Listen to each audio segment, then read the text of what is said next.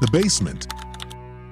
The things we fear as children, monsters under the bed, shadows that move when they shouldn't, whispers in empty rooms never really leave us.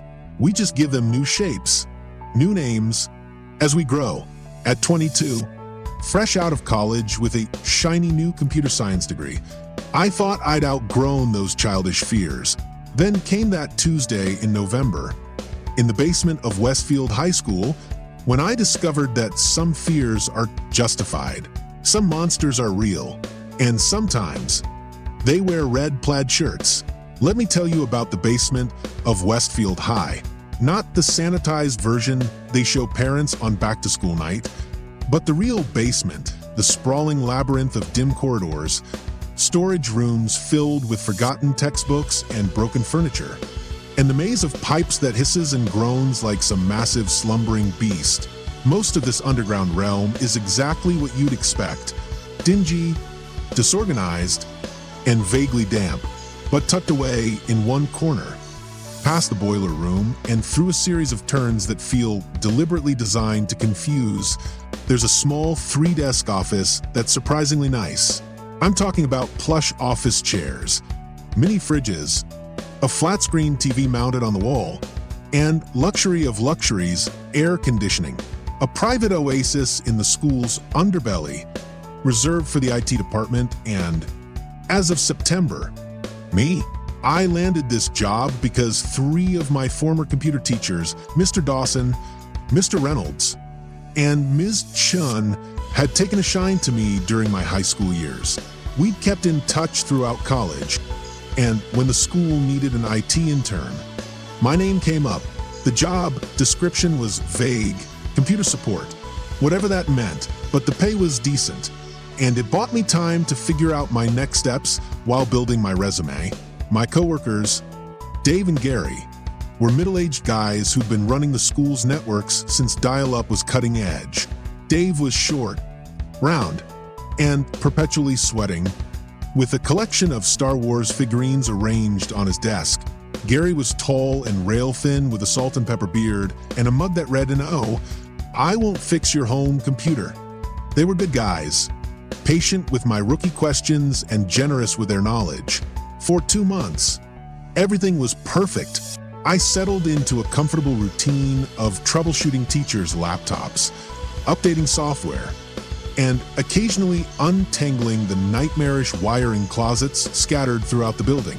The basement office became a second home, a place where I could blast music while coding or watch Netflix during slow periods when the teachers were all busy with classes. Then came that Tuesday in November. It was a dull, gray day, the kind where the clouds hang so low they seem to press against the classroom windows. I'd arrived at 7:30, an hour before the first bell, to help set up for a staff development meeting. By noon, I was back in the basement office, alone with my turkey sandwich and a YouTube video about Python programming. Dave was upstairs running cable for the new projector in the auditorium, and Gary had taken a half day to attend his daughter's choir concert. I'd just taken a bite of my sandwich when the phone rang, the ancient desk phone with the blinking lights that indicated which line was calling. The front office, according to the flashing red dot. "IT, this is Mike." I answered, trying to sound professional despite my mouthful of turkey and mayonnaise. "Mike, this is Sheila from the front office." Her voice was tight, controlled in a way that immediately set off alarm bells in my head. "We're initiating lockdown procedures. This is not a drill. Someone possibly armed has entered the building." My sandwich fell to the desk. Forgotten. What do I need to do? I asked, standing up, so quickly my chair rolled back and hit the wall. "Get somewhere secure if you can," Sheila said. "Lock your door. Turn off the lights. Stay quiet. Don't use your cell phone to make calls. Texts only. We don't want any ringtones giving away locations." That's when I realized the fundamental problem with my underground sanctuary. It had no door, just a wide open entrance to our little office nook, and the door to the basement itself. At the top of the stairs, it hadn't locked properly in years. something I'd pointed out my first week and had been promptly added to the eventually maintenance list. I'll figure something out. I told Sheila before hanging up. Heart pounding. I turned off all the lights in the office and my computer screen, plunging the space into near total darkness, broken only by the soft glow of the emergency exit sign at the far end of the basement corridor. I pulled out my phone and texted both Dave and Gary, school on lockdown. Someone with a weapon in building. Where are you guys? No response from either of them. I crouched behind my desk, trying to control my breathing as I strained to hear any sounds from upstairs. The basement's concrete walls muffled, everything creating an eerie silence broken only by the occasional gurgle from the pipes and the soft hum of the server racks. 20 minutes passed, each second stretching into eternity. I kept my phone clutched in my sweaty palm, the screen dimmed to its lowest setting. Still no word from Dave or Gary. No word from anyone. It was like the world above had ceased to exist, leaving me alone in this underground limbo. Then I heard it, the distinctive creak of the basement door opening. My body went rigid, ears straining to catch every sound. Heavy footsteps descended the stairs, not the familiar treads of Dave or Gary, but something more deliberate. Searching. A beam of light swept across the main corridor outside our office nook, a flashlight. I realized, cutting through the darkness. I slid under my desk, tucking myself into the small space meant for legs, grateful that I'd insisted on the larger model when they'd offered me a choice of workstations. The footsteps grew closer, moving with purpose now, as if drawn to the one area of the basement that might contain human life. Silence fell again. Whoever had entered was now still, listening just as intently as I was. I held my breath, fighting the urge to peek out, to confront whatever threat lurked in the darkness. My phone dinged loudly in the silence, a text message notification I'd forgotten to silence.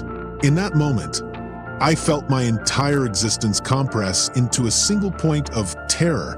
The sound might as well have been a gunshot for how it shattered the silence.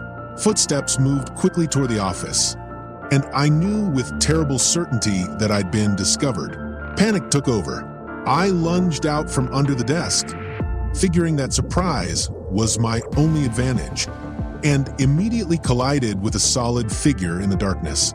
Hands grabbed at me, and I fell back, words tumbling from my mouth in a desperate plea. Please don't kill me. I'm just the IT guy. Please. The grip on my arm tightened, and I was hauled upright, face to face with my captor. In the dim glow of the emergency lights, I could make out a man in a red plaid button-up shirt, jeans, and a reddish-black cap. His face was obscured in shadow, but I could feel his eyes studying me. "It's okay," he said, his voice oddly calm, almost soothing. "I'm just down here hiding with you. What's going on up there?" Relief flooded through me so powerfully my knees nearly buckled. Another person seeking shelter, not a threat. Still, something felt off about his calm demeanor. "I don't know," I admitted, my voice shaking. Front office called and said someone armed entered the building. "That's all I know. Who are you?" "Is there another way out of here?" he asked, ignoring my question, his gaze moving past me to scan the basement layout. "There's an emergency exit at the far end," I said, pointing down the corridor, "but it'll trigger an alarm if opened." He nodded thoughtfully. "That might not matter now, with everything going on upstairs." "Wait, you didn't tell me who you are." I pressed, stepping back to create some distance between us. After a brief hesitation, he offered, "I came to pick up my son. Teacher told me to hide when everything started going crazy." His voice remained steady, but something in his eyes, now visible as they caught the red glow of the exit sign, seemed to shift. Calculating, my phone lit up with a text, drawing both our attention. It was from Dave. "Dude, this is crazy. Some guy with a gun shot Mr. Buckley. He's wearing a red shirt and hat. Whatever you do, don't come upstairs. Time seemed to stop as I read those words, my eyes flicking back up to the man standing before me, red shirt, red hat, the blood drained from my face. And I knew he could see the recognition dawning in my expression. He saw the shift in my demeanor. And in that instant, his facade crumbled. His hand moved toward his waistband. And I didn't wait to see what he was reaching for. Pure adrenaline propelled me toward the stairs, my feet barely touching the ground as I sprinted for my life. Behind me, a deafening crack split the air, a gunshot that echoed through the basement like thunder in a canyon. Something whizzed past my ear, and I heard the metallic ping as the bullet ricocheted off a pipe somewhere in the darkness. By some miracle, his shot had missed. I took the stairs 3 at a time, bursting through the door into the main hallway of the school. The corridors were eerily empty, the usual chaos of high school life replaced by an unnatural stillness. Down the hall, I spotted 2 police officers in tactical gear, their weapons drawn. "He's in the basement," I shouted, running toward them with my hands clearly visible. "Red shirt, red hat. He has a gun." More officers appeared, seemingly from nowhere. Rushing past me toward the basement door, one grabbed me by the shoulder, pulling me behind a makeshift barricade of overturned tables at the end of the hall. Through the windows, I could see more police cars arriving, their lights painting the school parking lot in alternating flashes of red and blue. "Are you hurt?" the officer asked, his eyes quickly scanning me for injuries. "No," I managed, my breath coming in ragged gasps. He shot at me, but missed. "Stay here," he ordered. Before joining his colleagues at the basement door, I huddled behind the tables, trying to process what had just happened. The man in the red shirt, had he really shot Mr. Buckley? Why was he hiding in the basement? Was he planning to shoot more people? Or just trying to escape? 5 minutes later, a commotion erupted at the basement entrance. Officers emerged, flanking a handcuffed figure in a red plaid shirt. Even from a distance, I could see the cold fury in his eyes as they led him toward the exit. He didn't struggle, didn't shout or make a scene. He just walked, his gaze fixed straight ahead, as if already looking beyond this moment to something else. Later, after giving my statement to the police, I learned what had happened. The man, whose name I would later learn was Richard Mercer, had arrived at the school shortly after noon, asking for Mr. Buckley, a history teacher who had taught at Westfield for over 20 years. When told that Mr. Buckley was in class, Mercer had apparently nodded calmly, walked down the hall to Mr. Buckley's classroom, opened the door, and fired a single shot before the stunned students and teacher even realized what was happening. In the ensuing chaos, he'd slipped away, finding his way to the basement while the school initiated lockdown procedures. He might have escaped entirely if not for my forgotten text notification. Mr. Buckley survived. The bullet had struck him in the shoulder, missing any vital organs, but the psychological wound to the school was far deeper. It would be weeks before I learned why. Richard Mercer, it turned out, had once been a student of Mr. Buckley's some 15 years earlier, according to the whispers that filtered through the staff room in the days following the incident. Buckley had reported signs of abuse he'd noticed in young Richard, leading to his temporary removal from his home. Richard's father, apparently outraged at the interference, had taken his own life just days later. In Richard's twisted logic, Buckley had destroyed his family for 15 years. That belief had festered, warping into a mission of vengeance that had led him back to the halls of Westfield High with a loaded gun and a target. I still work in that basement. The school finally installed a proper door to our office nook with a solid lock and keypad entry. The main basement door was fixed too, its broken lock replaced with a heavy-duty deadbolt. Security cameras now monitor every entrance, and visitors must pass through a metal detector in the front lobby, measures that should have been in place long before. Implemented only after tragedy nearly struck. Dave and Gary never talk about that day.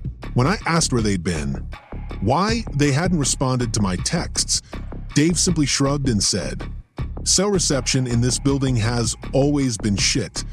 I didn't press the issue. We all cope in our own ways. Sometimes, late in the afternoon when the building grows quiet and the pipes start their nighttime symphony of creaks and groans, I find myself glancing up at the basement door, half expecting to see it swing open. I can still hear that gunshot echoing off the concrete walls, still feel the rush of air as the bullet passed inches from my head. Richard Mercer is in prison now, probably for the rest of his life. Mr. Buckley returned to teaching after 6 weeks of recovery, his left arm in a sling at first, his smile a little more forced than before. Life at Westfield High has returned to normal, or what passes for normal after such an event. But for me, things will never be quite the same. I've learned that the monsters of adulthood don't announce themselves with roars or shadowy claws. They wear plaid shirts and baseball caps. They speak in calm, reassuring voices while reaching for hidden weapons.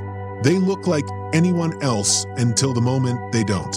Every morning when I descend those basement stairs, I take a deep breath, steeling myself against the memories that live there now.